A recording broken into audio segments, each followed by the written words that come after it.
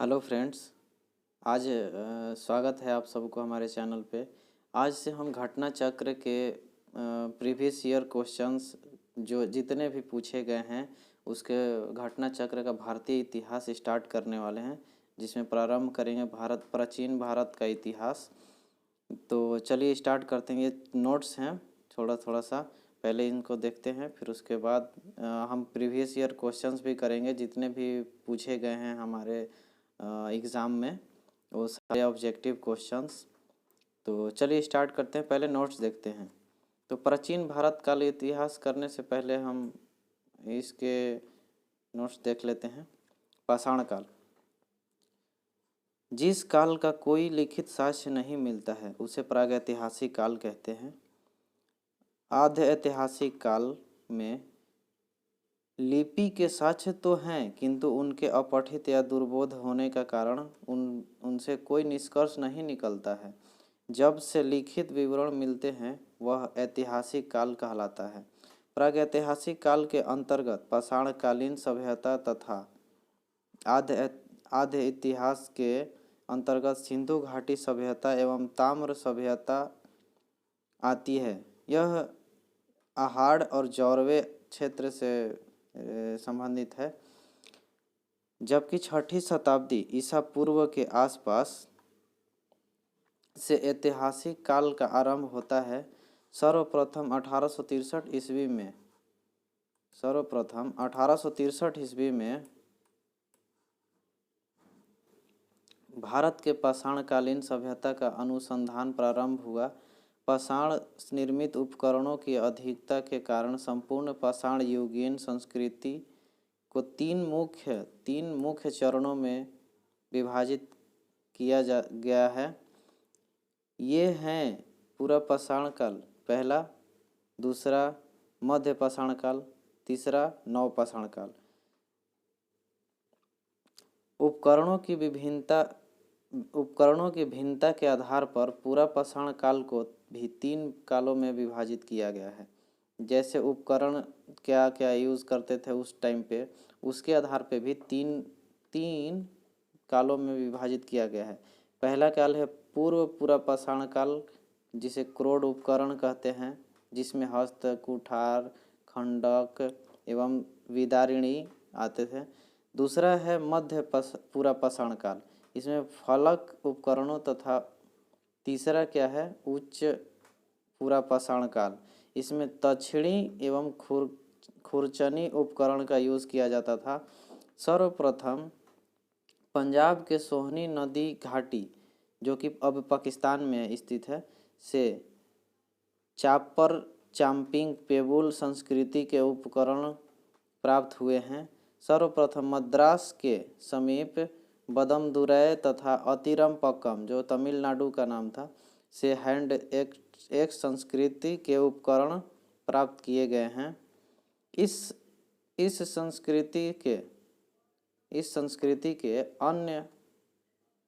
संस्कृति के अन्य उपकरण क्लीवर, स्क्रेपर आदि भारतीय भूगर्भ सर्वेक्षण इंडियन जियोलॉजिकल सर्वे के वैज्ञानिक, जो कि रॉबर्ट ब्रूस फूट ब्रिटिश के थे, यह भूगर्भ वैज्ञानिक और पुरातात्विद थे, जो कि 1863 ईस्वी में रॉबर्ट ब्रूस फूट ने मद्रास के पास पल्लवरम नामक स्थान से पहला हेडएक्स प्राप्त किया था। उनके मित्र विलियम किंग ने अतिरमपक्कम से पूर्व पाषाण काल के उपकरण खोज निकाले थे। वर्ष 1935 में डी टेरा के नेतृत्व में कैम्ब्रिज अभियान दल ने सोहन घाटी में सबसे महत्वपूर्ण अनुसंधान किए। बेलन घाटी में इलाहाबाद विश्वविद्यालय के जी.आर. शर्मा के निर्देशन में अनुसंधान किया गया। पूर्व पूरा पाषाण काल से संबंधित यहाँ 44 पुरा स्थल प्राप्त हुए हैं। उपकरणों के अतिरिक्त बेलन के लोहदा नाला क्षेत्र से इस काल का अतिथि अस्थि निर्मित मातृदेवी की एक प्रतिमा भी मिली है, जो संप्रति कौशाम्बी संग्रहालय में सुरक्षित है। फलकों की अधिकता के कारण मध्य पूरा पाषाण काल को फलक संस्कृति भी कहा जाता है।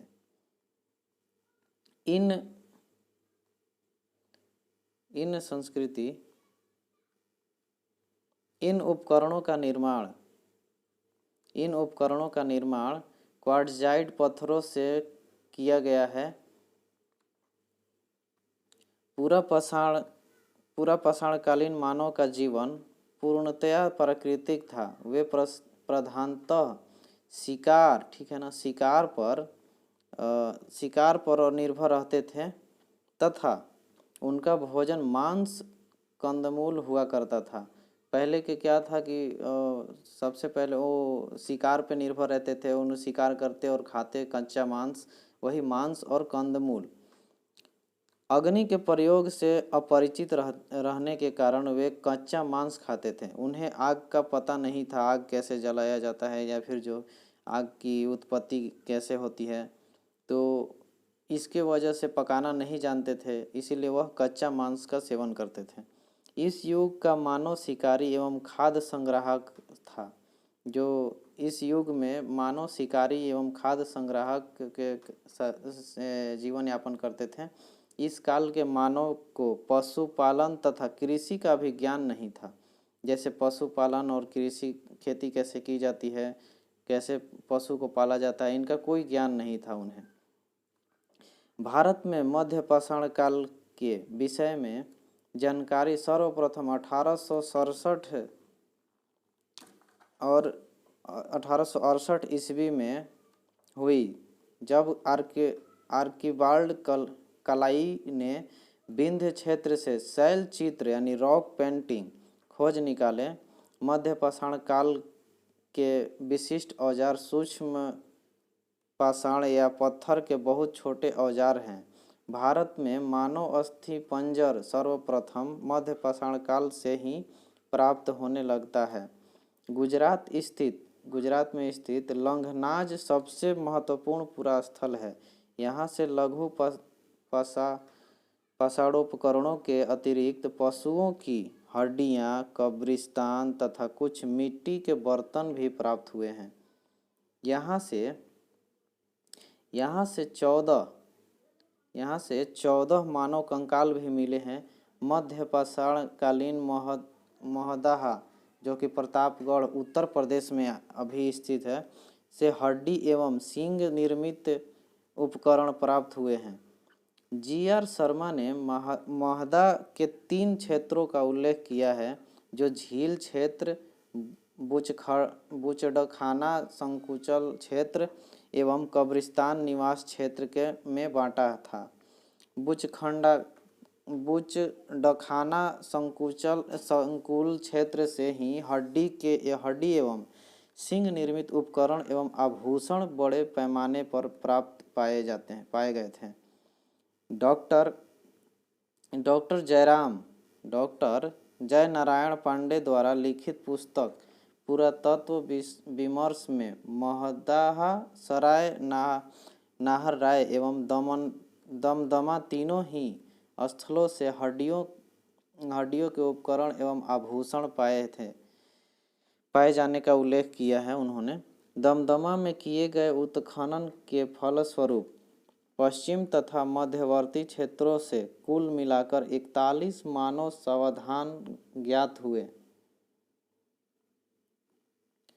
41 मानव समाधान ज्ञात हुए हैं। इन समाधानों में से 5 समाधान युग्म समाधान है और एक समाधान में 3 मानव कंकाल एक साथ दफनाए हुए मिले हैं। शेष समाधानों में एक कंकाल मिले हैं। इस प्रकार कुल 48 मानव कंकाल प्राप्त हुए हैं। सराय नाहर राय से ऐसी समाधि मिली है जिसमें 4 मानव कंकाल एक साथ दफनाए गए थे। यहाँ की कब्रें यानी समाधियाँ आवास क्षेत्र के अंदर स्थित थी। कब्रें छिलछिली तथा अंडाकार थी। विंध्य क्षेत्र के लेखहिया के शिलाश्रय संख्या 1 से मध्य पाषाणिक लघु पाषाण उपकरणों के अतिरिक्त 17 मानव कंकाल प्राप्त हुए हैं, जिनमें से कुछ सुरक्षित हालत में हैं तथा अधिकांश क्षत विक्षत अवस्था में मिले हैं। मतलब कि सुरक्षित अवस्था में कुछ ही मिले हैं और बाकी क्षति हुई मिली हुए हैं। अमेरिका के ओरेगॉन विश्वविद्यालय के जॉन आर लुकास के अनुसार लेखहिया में कुल 27 मानव कंकालों की अस्थियां मिली है। पशुपालन का प्रारंभ पाषाण काल में हुआ। पशुपालन के साक्ष्य भारत के अहमदगढ़ जो होशंगाबाद मध्य प्रदेश में स्थित है तथा बागोर भीलवाड़ा जो कि राजस्थान से प्राप्त हुए हैं। मध्य पाषाण काल के मानव शिकार करके मछली पकड़कर और खाद्य वस्तुओं का संग्रह कर पेट भरते थे। मध्य प्रदेश के रायसेन जिले में स्थित भीमबेटका प्रागैतिहासिक काल शैल चित्रकला का श्रेष्ठ उदाहरण है। मध्य प्रदेश में जो स्थित है रायसेन जिले में स्थित भीमबेटका प्रागैतिहासिक शैल चित्रकला का श्रेष्ठ उदाहरण है। भारत में सर्वाधिक 700 से अधिक शिलाश्रय प्राप्त हुए हैं, जिनमें से 243 क्रमागत दिया गया है। इसमें से 133 शिलाश्रयों में चित्रकारी प्राप्त हुई है। यूनेस्को ने भीमबेटका शैल चित्रकला का विश्व विरासत सूची में सम्मिलित किया है। सर्वप्रथम खदानों का उत्पादन नवपाषाण काल में प्रारंभ हुआ। इसी काल में गेहूं कृषि प्रारंभ हुई। मतलब कि इसी नवपाषाण काल में ही गेहूं की उत्पत्ति हुई। नवीनतम खोजों के आधार पर भारतीय उपमहाद्वीपों में प्राचीनतम कृषि साक्ष्य वाला स्थल उत्तर प्रदेश के संत कबीर नगर जिले में स्थित लहुरा देव हैं। यहाँ से 9000 ईसा पूर्व से 7000 ईसा पूर्व मध्य के चावल के साक्ष्य प्राप्त हुए हैं। उल्लेखनीय है कि इस नवीनतम खोज के पूर्व भारतीय उपमहाद्वीप का प्राचीनतम कृषि साक्ष्य वाला स्थल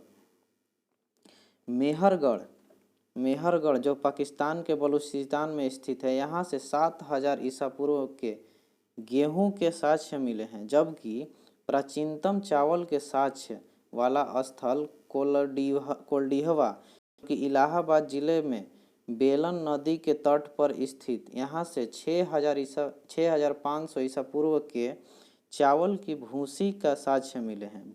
चावल की भूसी जो होता है उनका साक्ष्य मिले हैं। माना जाता है चीन के यांत्जी नदी घाटी क्षेत्र में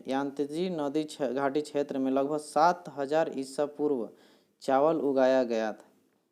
मक्का लगभग 6000 ईसा पूर्व का प्रथम साक्ष्य मेक्सिको में पाया गया। बाजरा की उत्पत्ति 5500 ईसा पूर्व चीन में, सोरघम 5000 ईसा पूर्व पूर्वी अफ्रीका में और राई की जो उत्पत्ति 5000 ईसा पूर्व दक्षिणी पूर्व एशिया में तथा जई 2300 ईसा पूर्व में यूरोप में सर्वप्रथम उगाया गया।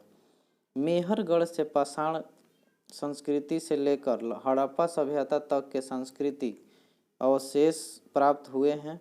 मानव कंकाल के साथ कुत्ते का कंकाल बुर्जहोम जम्मू कश्मीर से प्राप्त हुआ है। मानव के साथ साथ कुत्ते को भी दफनाया जाता था, उसका साक्ष्य जो है बुर्जहोम जम्मू कश्मीर से प्राप्त हुआ है। गर्त आवास के साक्ष्य भी यहीं से प्राप्त हुए हैं। गर्त आवास इस पूरा स्थल की खोज वर्ष 1935 में डी टेरा और पीटरसन ने की थी। गुफकराल कश्मीर में स्थित नवपाषाणिक स्थल है। गुफकराल का अर्थ होता है कुलाल अर्थात कुम्हार की गुहा। यहाँ के लोग कृषि एवं पशुपालन का कार्य करते थे। चिरांद बिहार के सारण जिले में स्थित है। चिरांद भी, यहाँ से भी पुराने पुरातात्विक स्रोत मिले हुए हैं। यहाँ से नवपाषाणिक अवशेष प्राप्त हुए हैं। यहाँ से हड्डी के अनेक उपकरण प्राप्त हुए हैं। चिरांद और चेचर दो जगह है बिहार में।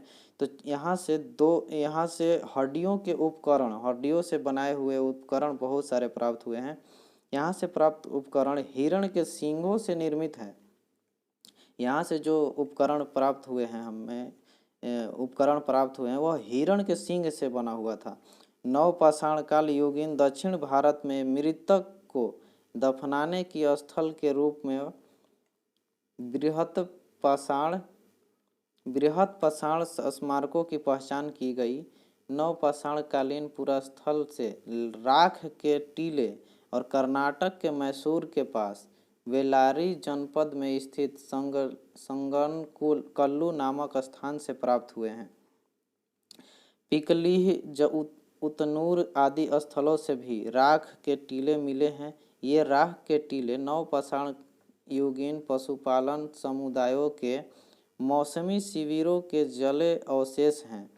आग का उपयोग नवपाषाण काल की ही महत्वपूर्ण उपलब्धि है। आग की जो उत्पत्ति होती है वो नवपाषाण काल की ही महत्वपूर्ण उपलब्धि मानी जाती है।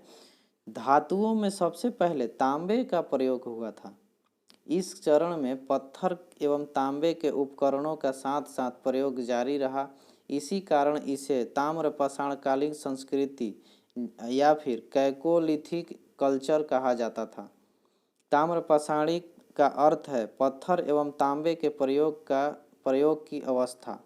भारत में ताम्रपाषाण युग की बस्तियां दक्षिण पूर्वी राजस्थान, पश्चिम मध्य पश्चिमी महाराष्ट्र तथा दक्षिण पूर्व भारत में पाई गई है। बात करते हैं अब दक्षिण पूर्व राजस्थान में अनेक पुरास्थलों की खुदाई हुई है। ये अहड़ा, बालाथल, बागोर, ओजियाना एवं गिलुंद, ये सभी जगह ये पुरास्थल बनास घाटी में स्थित है। ये जितने भी ये अहाड़, बालाथल, बागोर, ओजियाना एवं जिलुंद, ये सभी पुरास्थल बनास घाटी में स्थित है। बनास घाटी में स्थित होने के कारण इसे बनास संस्कृति भी कहा जाता है। अहाड़ का प्राचीन नाम ताम्बवती अर्थात तांबा वाली जगह है। जिलुंद, बालाथल, ओजियाना में घरों के चार दीवारों से घेरा गया है। अहाड़ के पास गिलुंद में मिट्टी की इमारत बनी है, किंतु कहीं कहीं पक्की ईंटों भी लगी हुई है। गिलुंद में तांबे के टुकड़े मिले हैं। अहाड़ संस्कृति 2100 से 1500 ईसा पूर्व अन्य ताम्रपाषाणिक संस्कृतियों से भिन्न है, क्योंकि जहां दूसरे केंद्रों में लाल व काले लेप के मृदभांड बने हैं, वहीं यहाँ पर इस लेप के ऊपर सफ़ेद रंग के चित्रकारी की गई है। कृष्ण लोहिया मृदभांड परंपरा विशिष्ट रही है। यहाँ पश्चिमी मध्य प्रदेश में मालवा, कायथा, एरण और नवदाटोली प्रमुख स्थल है। नवदाटोली मध्य प्रदेश के एक महत्वपूर्ण ताम्रपाषाणिक पुरास्थल है जो खारगोन जिले में स्थित है। इसका उत्खनन HD संकालिया ने कराया था। यहाँ से मिट्टी, बांस, फूस के बने चौकोर एवं वृत्ताकार घर मिले हैं। यहाँ के मूल मृदभांड लाल काले रंग के हैं, जिन पर ज्यामितीय आरेख उत्कीर्ण है।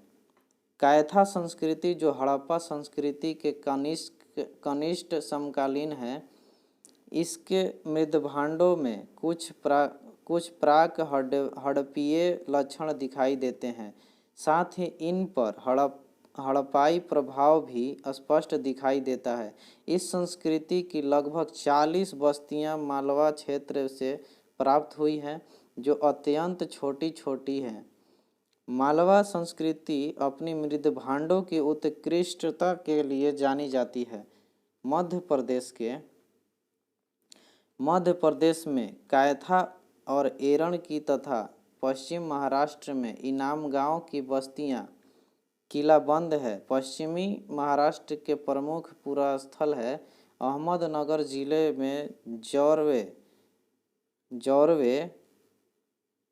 जौरवे, नेवासा और दैमाबाद। ये तीन जो है पुणे जिले में चंदौली, सोनगांव, इनामगांव, प्रकाश और नासिक, ये सभी पुरास्थल जौरवे संस्कृति 1400 से 700 ईसा पूर्व के हैं। अब तक ज्ञात 200 जौरवे स्थलों में गोदावरी का दैमाबाद सबसे बड़ा है।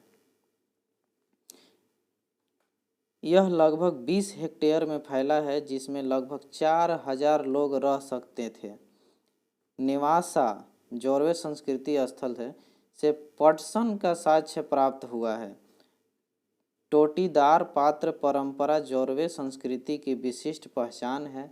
महाराष्ट्र की ताम्रपाषाण कालीन संस्कृति, जो कि जौरवे संस्कृति के नेवासा, दैमाबाद, चंदेली, इनामगांव आदि पुरास्थलों में मृतकों को अस्थि कलश में रखकर उत्तर से दक्षिण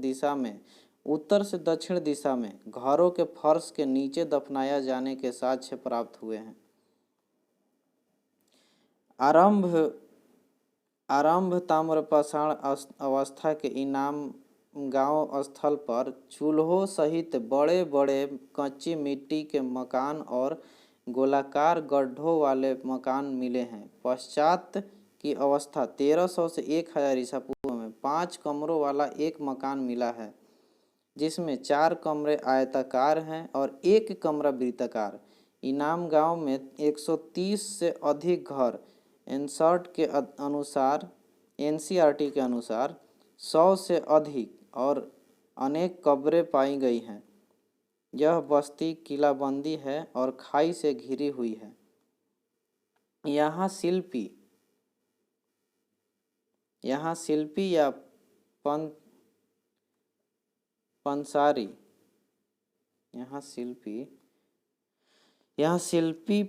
लोग पश्चिमी छोर पर रहते थे, जबकि सरदार प्रायः केंद्र स्थल में रहता था। यहाँ से अन्नागार भी मिले हैं। अन्नागार पूर्वी भारत में गंगा तटवर्ती चिरांद के अलावा पश्चिमी बंगाल के बर्दावान जिले में पांडु राजर डिब्बी और बीरभूम जिले में महिषदल उल्लेखनीय ताम्रकालीन स्थल है। कुछ अन्य पुरास्थल जहाँ खुदाई हुई वे बिहार में सोनपुर, ताराडीह तथा पूर्वी उत्तर प्रदेश में खैराडीह और नरहन में प्राप्त हुआ। बिहार, महाराष्ट्र और मध्य प्रदेश में रहने वाले लोग टोटी वाले जलपात्र, गोडीदार तस्तरियाँ और गोडीदार कटोरा बनाते थे। दक्षिण पूर्वी राजस्थान, ठीक है। दक्षिण भारत, पूर्वी राजस्थान, पश्चिमी मध्य प्रदेश, पश्चिमी महाराष्ट्र और अन्यत्र रहने वाले ताम्रपाषाण युग के लोग मवेशी पालन और कृषि करते थे। उन्हें कृषि और मवेशी का ज्ञान था। वे गाय, भेड़, बकरी, भैंस रखते थे और हिरण का शिकार भी करते थे। यहाँ से ऊँट के अवशेष प्राप्त हुए हैं। मुख्य अनाज गेहूँ और चावल के अतिरिक्त बाजरा की भी खेती करते थे। ताम्रपाषाण युग के लोग शिल्प कर्म में निसंदेह बड़े दक्ष थे और पत्थर का भी काम अच्छा करते थे। वे कार्नेलियन, स्टेटाइन और क्वार्ट्ज क्रिस्टल जैसे अच्छे पत्थरों के मनके या टूटिकाएं भी बनाते थे। वे लोग कताई और बुनाई जानते थे, क्योंकि मालवा में चरखे से तकलियाँ मिली है। महाराष्ट्र में कपास, सन और सेमल की रुई के बने धागे भी मिले हैं। इनाम गांव में कुंभकार, धातुकार, हाथीदांत के शिल्प, चूना बनाने वाले और खिलौने की मिट्टी की मूर्ति, जो टेराकोटा बनाने वाले कारीगर भी दिखाई देते हैं। इनाम गांव में मातृ देवी की प्रतिमा मिली है, जो पश्चिमी एशिया में पाई जाने वाली ऐसी प्रतिमा की प्रतिरूप है। मालवा और राजस्थान में मिली रूढ़ शैली से बनी मिट्टी की वृषभ मूर्तियाँ यह सूचित करती है कि वृषभ यानी सांड धार्मिक पंथ का प्रतीक था।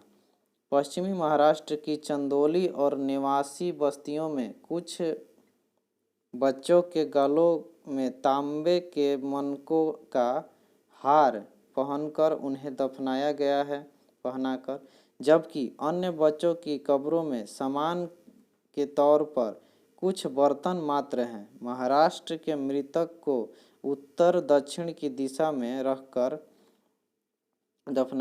रखा जाता था, किंतु दक्षिण भारत के पूर्व पश्चिम की दिशा में पश्चिम भारत में लगभग संपूर्ण सावधान प्रचलित था, जबकि पूर्वी भारत में आंशिक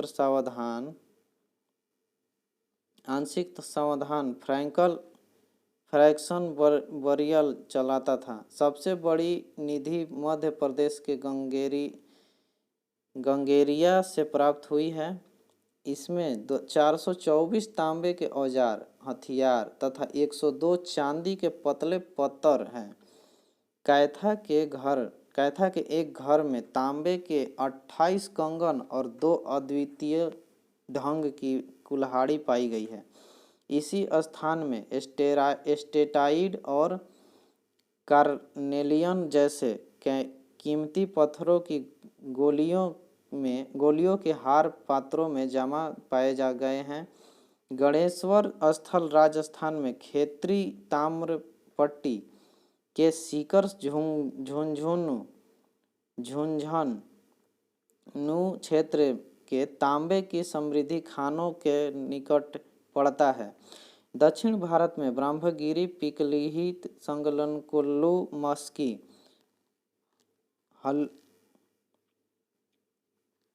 हल्लूर आदि से ताम्रपाषाण युगीन बस्तियों के साक्ष्य मिले हैं।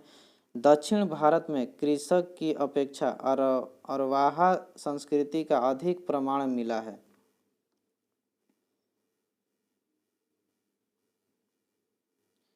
भारत में सर्वप्रथम 1861 ईस्वी में अलेक्जेंडर कनिंघम को पुरातात्विक सर्वेक्षण के रूप में नियुक्त किया गया था। 1871 ईस्वी में पुरातात्विक सर्वेक्षण को सरकार के एक विभाग के रूप में गठित किया गया था। वर्ष 1901 में लॉर्ड कर्जन के समय में इसे भारतीय पुरातात्विक सर्वेक्षण के रूप में केंद्रीकृत कर जॉन मार्शल को इसका प्रथम महानिदेशक बनाया गया था। वर्ष 1902 में जॉर्ज मार्शल ने कार्यभार ग्रहण किया था। दोस्तों, ये नोट्स था प्राचीन भारत का। अब हम प्रश्नोत्तर करने जा रहे हैं। ये घटना चक्र का न्यू अपडेटेड वर्जन है, जो प्राचीन भारत का इतिहास का हमने नोट्स पढ़ा। अब इससे रिलेटेड जितने भी प्रीवियस ईयर क्वेश्चंस ऑब्जेक्टिव्स पूछे गए हैं वन लाइनर्स, वो हम आज अभी डिस्कस करेंगे इसमें। तो चलिए पहला क्वेश्चन देखते हैं। रॉबर्ट ब्रूस फुट थे। तो रॉबर्ट ब्रूस फुट हमने अभी नोट्स में पढ़ा कि वह जो थे वह भूगर्भिक वैज्ञानिक और पुरातत्वविद दोनों थे। तो इसका सही आंसर 2 हो जाएगा। एक और ए और बी दोनों हो जाएगा। चलिए इसका थोड़ा सा डिस्क्रिप्शन देख लें। इंसाइक्लोपीडिया ब्रिटानिया के अनुसार रॉबर्ट ब्रूस फूड ब्रिटिश भूगर्भ वैज्ञानिक और पुरातत्वविद थे। जियोलॉजिकल सर्वे से संबंधित रॉबर्ट ब्रूस फूड ने 1863 ईस्वी में भारत में पाषाणकालीन बस्तियों के अन्वेषण की शुरुआत की। नेक्स्ट क्वेश्चन देखते हैं। कोपेनहेगन संग्रहालय की सामग्री से पाषाण, कांस्य और लौह युग का त्रियुगीय विभाजन किया गया था। तो इसका सही आंसर किसने किया था? तो थॉमसन ने किया था। डेनमार्क के कोपेनहेगन संग्रहालय में 1818 और 1820 में एक आयोग की रिपोर्ट के अनुसार सामग्री के आधार पर पाषाण, कांस्य और लौह युग का त्रियुगीय विभाजन क्रिश्चियन जर्गेसन थॉमसन ने किया था। यद्यपि थॉमसन ने 1836 ईस्वी में इसी वर्गीकरण के अनुसार संग्रहालय की वस्तुओं का विवरण प्रकाशित किया था।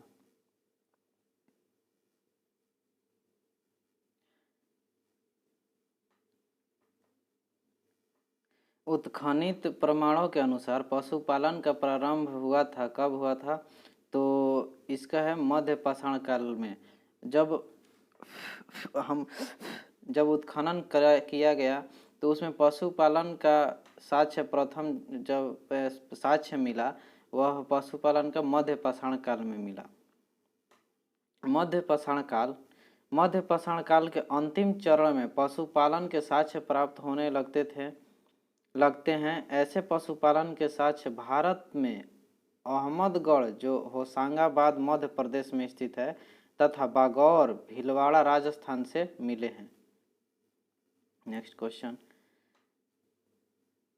मध्य पाषाणिक प्रसंग के पशुपालन के प्रमाण जहां मिले वह स्थान है, कौन सा स्थान था?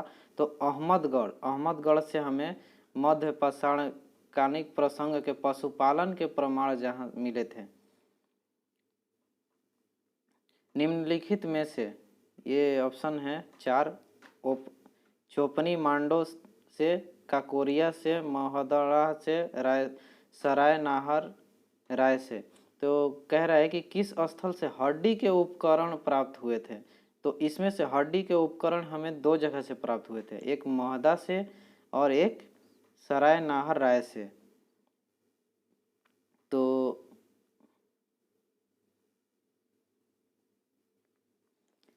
मध्य पाषाणकालीन महोदा उत्तर प्रदेश के प्रतापगढ़ जिले में स्थित है।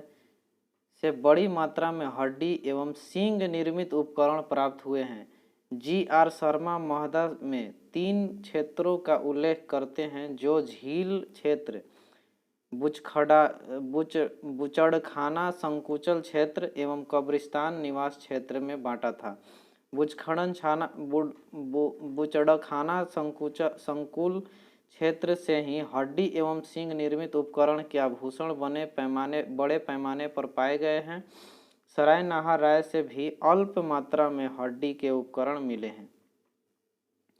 हड्डी से निर्मित आभूषण भारत के मध्य पाषाण काल के संदर्भ में प्राप्त हुए हैं। तो जैसे कि अभी हमने तुरंत ऊपर वाले क्वेश्चन में पढ़ा था, तो सराय नाहर राय से और महोदड़ा से, सराय नाहर से अल्प संख्या में और महोदड़ा से ज्यादा मात्रा में।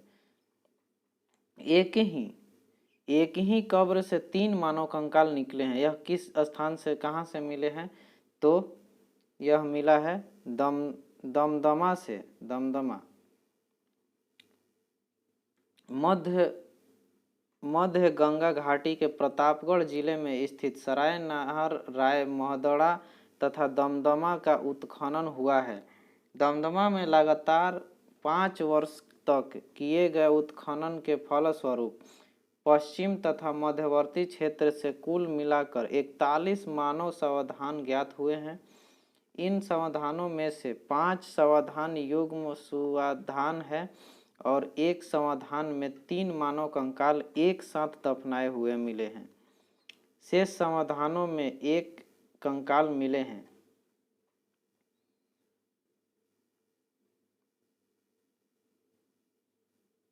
इसके बाद नेक्स्ट क्वेश्चन 8 नंबर। तो खदानों की कृषि सर्वप्रथम कहाँ से प्राप्त हुई है? तो नवपाषाण काल में, नवपाषाण काल में ही प्रारंभ खदानों की कृषि सर्वप्रथम प्राप्त हुई थी। खदानों की उत्पादन सर्वप्रथम नवपाषाण काल में हुआ था। यही वह समय है जो मनुष्य कृषि कर्म से परिचित हुए थे। भारत में मानव सर्वप्रथम साक्ष्य कहाँ से मिलता है? तो इसका सही उत्तर होगा नर्मदा घाटी से। नर्मदा घाटी से मानव का सर्वप्रथम साक्ष्य प्राप्त हुआ था। तो भारत में मानव का सर्वप्रथम साक्ष्य मध्य प्रदेश के पश्चिमी नर्मदा क्षेत्र में अवस्थित हथनौरा जो होशंगाबाद में है नामक पूरा स्थल से प्राप्त हुआ है। इसकी खोज पुरातत्वविद अरुण सोनकिया द्वारा 5 दिसंबर 1982 में किया गया था। प्रथम मानव जीवाश्म भारत की किस नदी घाटी से प्राप्त हुई है? तो इसका सही उत्तर होगा नर्मदा घाटी। नर्मदा घाटी से प्राप्त हुई है। मानव द्वारा सर्वप्रथम प्रयुक्त अनाज था, क्या था? तो इसका सही उत्तर होगा जौ। लेकिन अगर जौ ऑप्शन में ना दे तो आप गेहूं भी मार सकते हैं।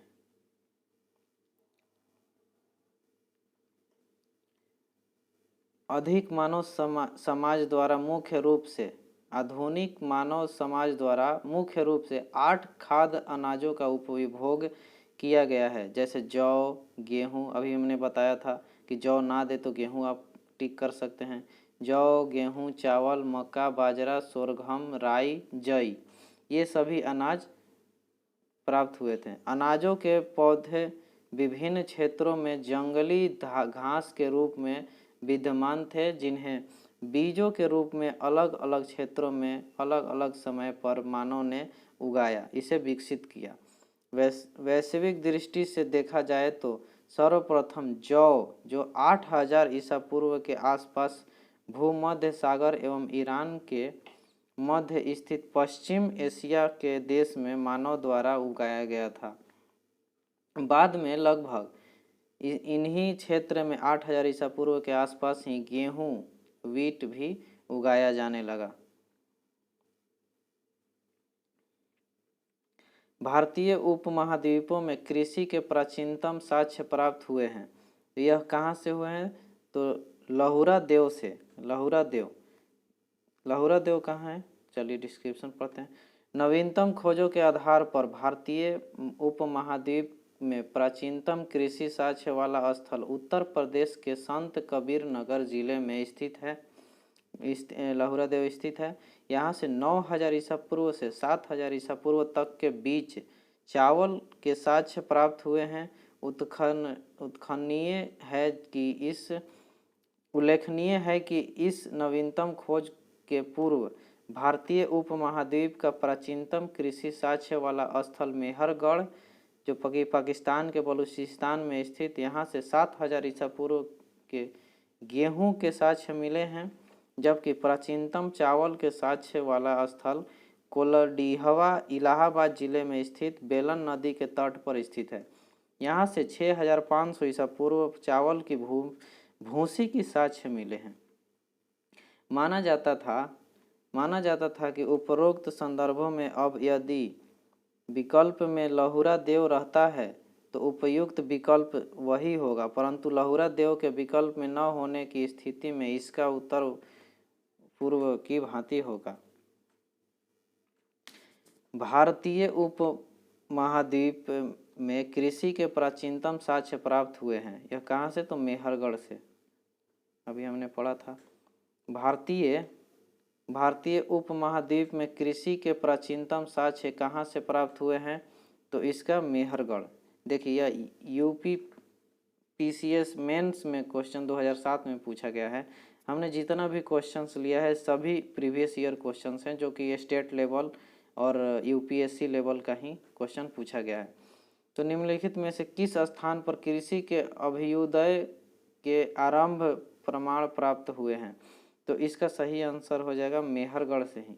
मेहरगढ़ से ही नवपाषाण युग में भारतीय उपमहाद्वीप के उत्तरी पश्चिमी क्षेत्र में निम्नलिखित में से किस स्थान पर कृषि के अभ्युदय के प्रारंभ प्रमाण प्राप्त हुए हैं? तो मेहरगढ़ से।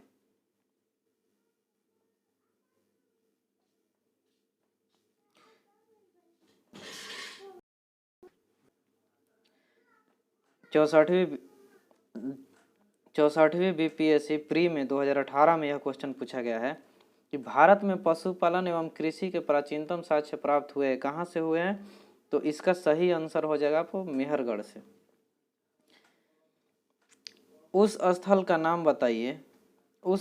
नाम बताइए जहाँ प्राचीनतम स्थायी जीवन के प्रमाण मिले हैं। तो इसका सही आंसर भी हो जाएगा मेहरगढ़। यह यूपी पीसीएस स्पेशल मेंस 2018 में पूछा गया है। तो इसका निष्कर्ष है दिए गए विकल्पों में प्राचीनतम स्थायी जीवन के प्रमाण सर्वप्रथम बलूचिस्तान के कच्छी मैदान स्थित मेहरगढ़ से मिले हैं, जिनकी प्रमाणिक तिथि 7वीं शताब्दी ईसा पूर्व 7000 ईसा पूर्व है, जबकि किली गुल मुहम्मद एवं कालीबंगा की प्राचीनतम तिथि क्रमागत 4000 ईसा पूर्व एवं 3500 ईसा पूर्व है।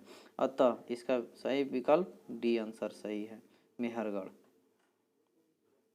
निम्नलिखित में से किन स्थानों से मध्यपाषाण काल में पशु के प्रमाण मिले हैं? तो इसका सही आंसर हो जाएगा बागोर से मिले हैं। मध्यपाषाण काल से पशुपालन के साक्ष्य प्राप्त होने लगे हैं। पशुपालन के प्रारंभ साक्ष्य मध्य प्रदेश के होशंगाबाद के निकट अहमदगढ़पुरा स्थल और राजस्थान के भीलवाड़ा जिले में स्थित बागौर से मिले हैं। नेक्स्ट क्वेश्चन देखते हैं। निम्नलिखित में से किसको चालकोलिथिक युग भी कहा जाता है? तो यह सबसे अच्छा क्वेश्चन है। देखिए अब 44वां बीपीएससी प्री में 2000 में पूछा गया है ईस्वी में।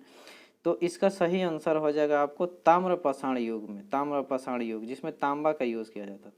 तो यह है ताम्रपाषाण युग को चालकोलिथिक या फिर कैलकोलिथिक युग भी कहा जाता है। नेक्स्ट क्वेश्चन देखते हैं। निम्न में से किस एक पुरास्थल से पाषाण संस्कृति से लेकर हड़प्पा सभ्यता तक के सांस्कृतिक अवशेष प्राप्त हुए हैं? तो इसका सही आंसर हो जाएगा आपको मेहरगढ़। यह यूपी पीसीएस में प्री में पूछा गया है। तो बलूचिस्तान जो कि पाकिस्तान में है स्थित पुरास्थल मेहरगढ़ से पाषाण संस्कृति से लेकर हड़प्पा सभ्यता तक के संस्कृति अवशेष प्राप्त हुए हैं। नेक्स्ट क्वेश्चन, नौदा टोली का उत्खनन किसने किया था? तो नौदा टोली का उत्खनन HD संकलिया ने किया था। HD संकलिया ने इसका उत्खनन किया था। तो नौदा टोली जो कि मध्य प्रदेश का उत्खनन दक्कन कॉलेज पूना के प्रोफेसर HD संकलिया ने कराया था। यह पूना के प्रोफेसर थे। यह स्थल इस महाद्वीप का सबसे विस्तृत उत्खनित ताम्रपाषाणी ग्राम स्थल है, जिसकी तिथि ईस्वी 1600 से 1300 के मध्य निर्धारित की गई है ईसा पूर्व। नेक्स्ट क्वेश्चन, नौदा टोली किस राज्य में अवस्थित है? तो अभी हमने जस्ट बताया था कि नौदा टोली मध्य प्रदेश में स्थित है। बृहत्पाषाण स्मारकों की पहचान की गई थी। तो यह क्या था कि तो मृतकों को दफनाने के स्थान के रूप में पहचान की गई थी। तो नवपाषाण युगीन दक्षिण भारत के शवों को विभिन्न प्रकार की समाधियों में दफनाने की परंपरा विद्यमान थी। इन समाधियों को जो विशाल पाषाण खंडों से निर्मित है, बृहत्पाषाण या मेगालिथ के नाम से जाना जाता है। इनके विभिन्न प्रकार हैं, जैसे शिष्ट शिष्ट समाधि, pit circle, cairn circle, dolmen, umbrella stone, hood stone, कंदराय मेहर, यह सब पाषाण के खंडों हैं। राख का टीला निम्नलिखित किस नवपाषाणिक स्थल से प्राप्त हुआ है? तो इसका सही आंसर हो जाएगा आपको बी। सही आंसर इसका है संगनकल्लू से ही नवपाषाणिक जो राख का टीला है यह प्राप्त हुआ है।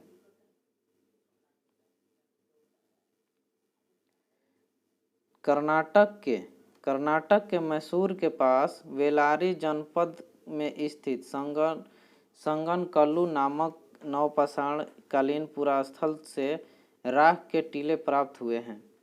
तो भीमबेटका किसके लिए प्रसिद्ध है? जो भीमबेटका है यह किसके लिए प्रसिद्ध है? तो भीमबेटका गुफाओं के शैल चित्रकला के लिए, गुफाओं में शैल चित्रकला बनाया जाता था उसके लिए प्रसिद्ध है। तो मध्य प्रदेश के रायसेन जिले में स्थित भीमबेटका प्रागैतिहासिक शैल चित्रकला का श्रेष्ठ उदाहरण है। इन गुफाओं में जीवन के विविध रंगों को पेंटिंग के रूप में उकेरा गया है, जिनमें हाथी, सांभर, हिरण आदि के चित्र हैं। अब तक लगभग 700 शरणस्थलियों की पहचान की जा चुकी है, जिसमें से 133 में चित्र पाए गए हैं। नेक्स्ट क्वेश्चन निम्नलिखित में से कौन सा स्थल प्रागैतिहासिक चित्रकला के लिए प्रसिद्ध है? तो यह भीमबेटका ही है। ये देखिए, इसमें उत्तराखंड, यूपी पीसीएस मेंस में ये सब क्वेश्चन पूछा गया है। तो भीमबेटका की गुफाएं कहाँ स्थित है? तो अभी हमने पढ़ा था भीमबेटका की गुफाएं अब्दुल्लागंज रायसेन में स्थित है। यह एमपी पीसीएस में पूछा गया है। भारत में किस शिलाश्रय से सर्वाधिक चित्र प्राप्त हुए हैं? तो भीमबेटका से ही सबसे ज़्यादा चित्र पाए गए हैं। निम्नलिखित में से किस भारतीय पुरातत्ववेत्ता ने पहली बार भीमबेटका गुफा को देखा और उसके शैल चित्रों के प्रागैतिहासिक महत्व की खोज की? तो बीएस वांककर मध्य प्रदेश के रायसेन जिले में स्थित भीमबेटका प्रागैतिहासिक काल शैल चित्रकला का सर्वश्रेष्ठ उदाहरण है। इसकी खोज वर्ष 1957 में वीएस वांकर ने की थी। यूनेस्को ने भीमबेटका शैल चित्रों को विश्व विरासत सूची में सम्मिलित किया है।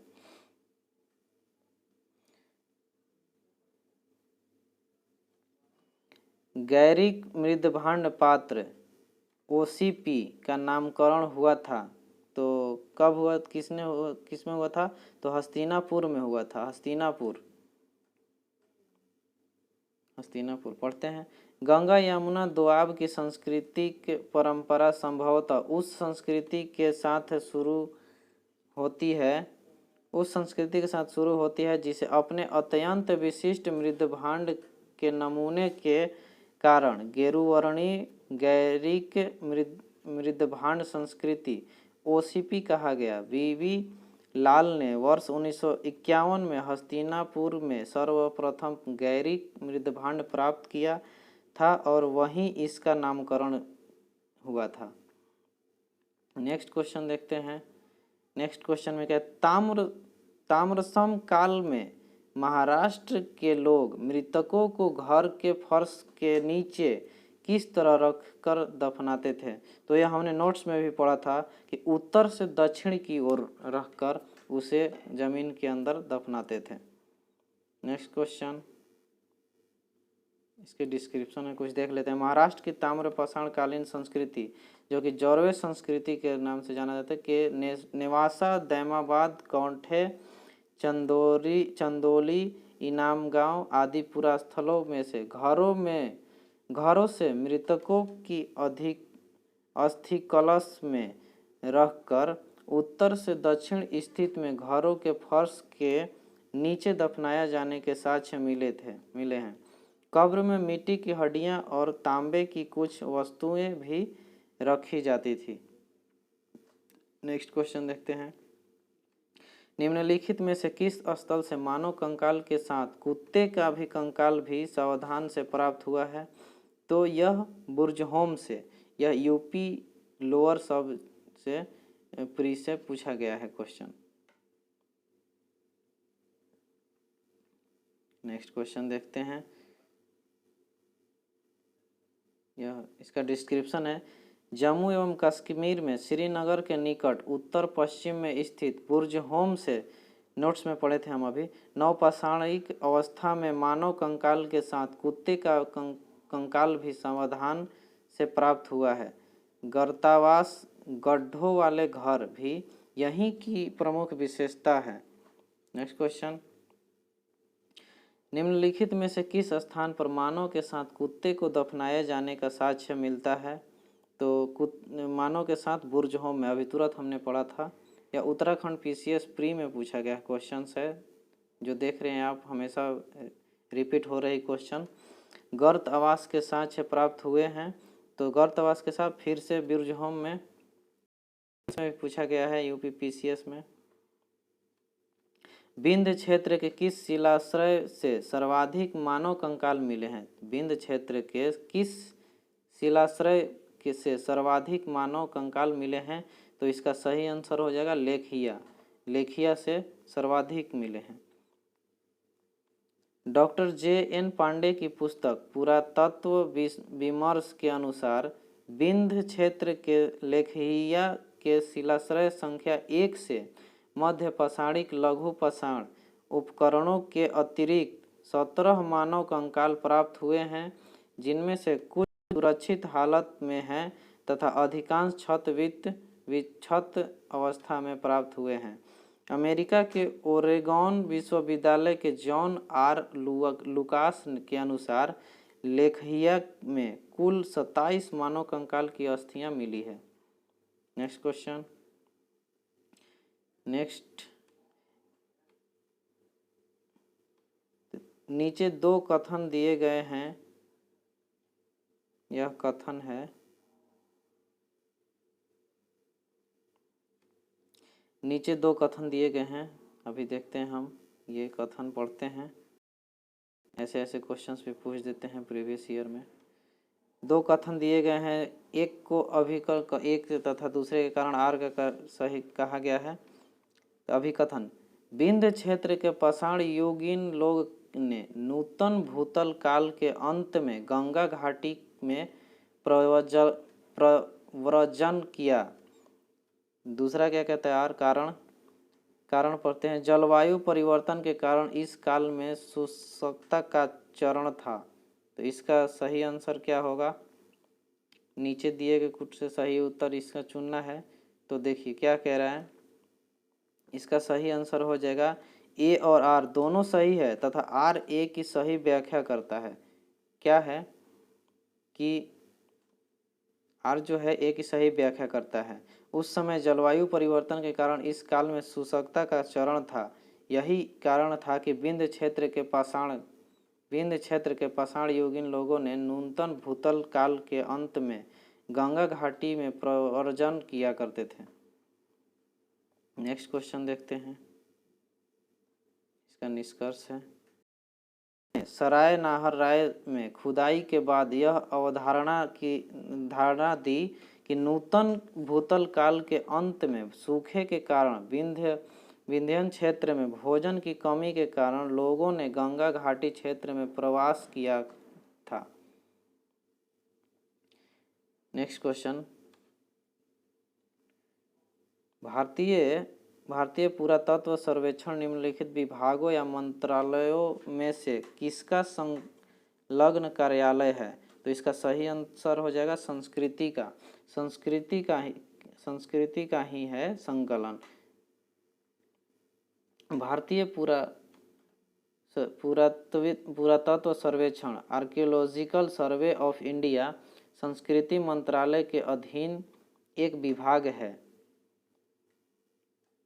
नेक्स्ट क्वेश्चन, भारतीय पुरातत्व का जनक किसे कहा जाता है? तो यह सही आंसर है अलेक्जेंडर कनिंघम को। अलेक्जेंडर, ये नॉर्मल क्वेश्चन इसे हमेशा पूछा जाता है। अलेक्जेंडर कनिंघम 1814 से 1893 ईस्वी को एक ब्रिटिश सेनाधिकारी थे। रूस में बंगाल इंजीनियर्स के साथ काम करने के लिए तैनात किया गया था। इन्हें ही भारतीय पुरातत्व के जनक के रूप में भी जाना जाता है। नेक्स्ट क्वेश्चन, राष्ट्रीय मानव संग्रहालय कहाँ पर स्थित है? तो इसका सही आंसर हो जाएगा भोपाल, जो कि मध्य प्रदेश में है, एमपी में। एमपी मध्य प्रदेश में स्थित है। ये एमपी पीसीएस क्वेश्चंस हैं, उसी में पूछा गया क्वेश्चन। तो राष्ट्रीय मानव संग्रहालय, जिसका नाम बदलकर इंदिरा गांधी राष्ट्रीय मानव संग्रहालय कर दिया गया है, जो कि भोपाल मध्य प्रदेश, अभी हमने बताया, स्थित है, मध्य प्रदेश में स्थित है। यह भारत सरकार के संस्कृति विभाग के अंतर्गत स्वायत्तशासी संगठन है। ठीक है, अभी भारत के प्राचीन इतिहास यहीं पे समाप्त होता है। इतना ही क्वेश्चन था। अब की बार अब नेक्स्ट वीडियो में हम सैंधव सभ्यता एवं संस्कृति पढ़ेंगे, जो कि भारतीय इतिहास का ही पार्ट है, नेक्स्ट वीडियो में। ओके, देखने के लिए धन्यवाद मित्र, और अगर अच्छा लगे तो लाइक शेयर सब्सक्राइब करें। Thank you.